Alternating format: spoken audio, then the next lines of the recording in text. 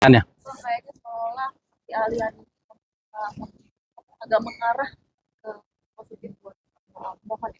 Ya semoga karena tadi memang contohnya ahli BPKP ya, nanti dijelaskan oleh Pak Dodi. Tadi dia sudah pertama yang saya tanyakan kaitan dengan tempusnya, waktunya. Ya tentunya kalau nanti dalam surat permintaannya itu untuk memeriksa 2015 sampai 2023, harusnya kan dia periksa semua periode itu, ya kan? Tetapi tadi dijelaskan kan dalam ekspos itu hanya fokus kepada 2015 sampai 2016 saja. Nah ini ada apa? Siapa yang meminta itu? Karena surat resminya 2023. Itu juga menjadi pertanyaan. Jadi dia mengatakan ya seharusnya semua kita periksa semuanya. Tapi kenapa kok pada ekspos pembahasannya hanya 2015-16 pada waktu Pak Tom saja. Padahal BPKP itu memeriksa kaitan dengan objeknya, materi tentang terjadinya indikasi kerugian negara kan, bukan kepada orangnya.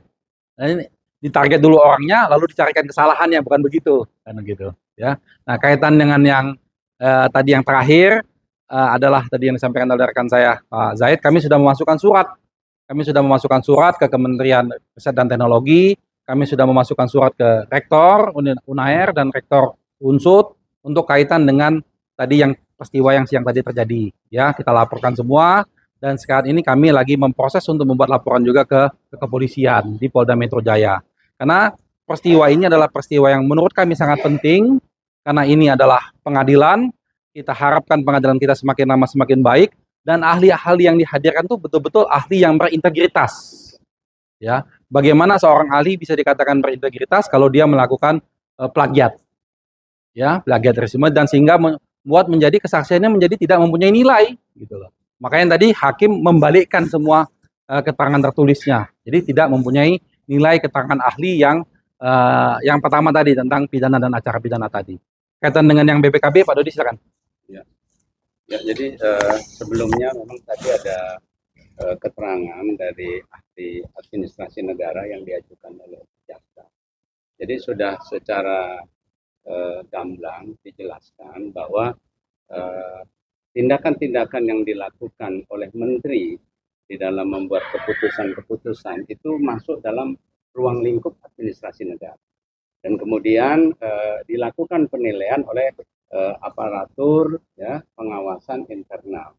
Dan dalam hal ini ya tadi juga ahli administrasi negara mengakui bahwa laporan Badan Pemeriksa Keuangan yang telah menilai tindakan-tindakan Menteri Perdagangan di dalam melakukan importasi gula itu merupakan alat bukti yang harus digunakan untuk menilai sampai sejauh mana pelaksanaan kewenangan yang dimiliki oleh Menteri Perdagangan di dalam menerbitkan keputusan-keputusan berkaitan dengan importasi gula.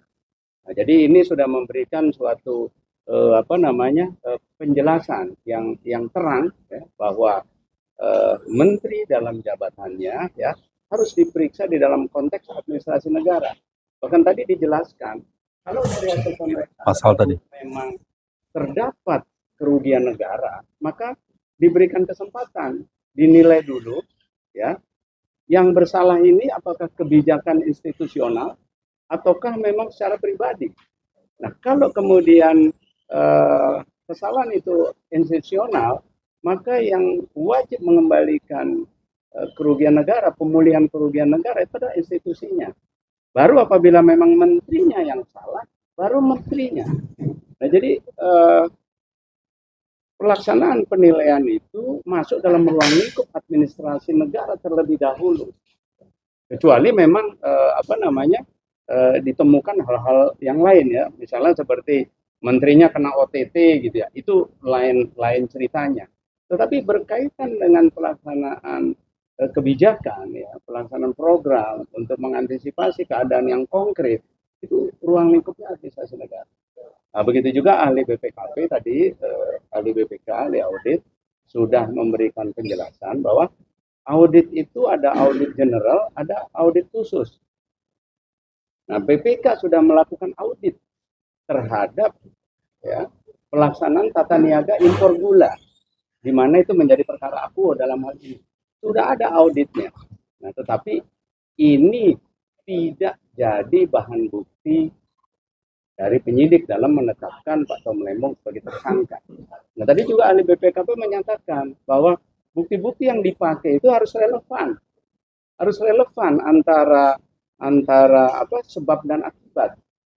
Nah, jadi ini sudah membuat terang sehingga diharapkan publik, pengadilan, ya, dan sistem pemerintahan dapat tetap tenang, ya, bahwa pejabat-pejabat penyelenggara negara yang memang melaksanakan tugasnya dengan baik, dia mendapat perlindungan yang cukup, mendapatkan kepastian yang cukup melalui undang-undang administrasi negara. Sepanjang tidak ada suap dan gratifikasi.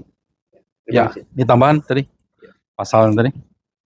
Jadi sesuai fakta persidangan tadi ada tindakan yang menurut kami adalah plagiat karena sama persis bunyi, titik, koma, letak, hanya dibeda-bedakan halaman aja ya. Jadi atas hal tersebut yang ingin kami tegaskan adalah ahli dimintai keterangan dan memberikan keterangan di bawah sumpah bahwa hal tersebut jelas sudah melanggar pasal 242 KUH pidana, yaitu memberi keterangan palsu di bawah sumpah.